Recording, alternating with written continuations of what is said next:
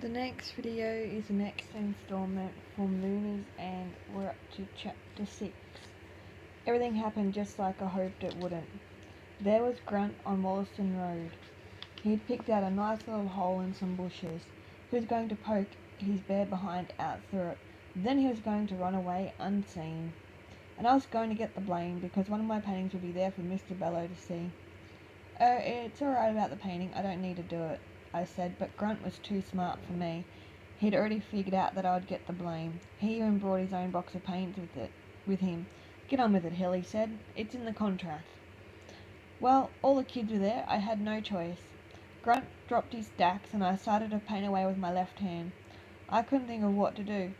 "Hurry up," growled Kevin Grunt. "He'll be here soon." Grunt was having the time of his life. He knew that he'd tricked me again. I had just finished putting the last dab of paint on when a car approached. Mr. Bellow's Falcon. We all ran and hid. Kevin Grunt stuck his behind out through the hole in the bushes. I closed my eyes and held my breath. There was a squeal of brakes, a car door opened, Mr. Bellow jumped out. So did someone else. There was a passenger in the car. Grunt ran for it. He pulled up his dacks and shot off into the scrub. There was no way Mr. Bellow would have seen who it was. Mr. Bellow stood there shaking. He was snorting through his nostrils like a horse. I have never seen anyone so angry in all my life. He only said 2 words, but they were terrible words. They were words that spelled doom. "Kevin Grunt," he spat out. Mr. Bellow jumped back into the car and drove off. I knew that tomorrow would be the end of the world for Kevin Grunt.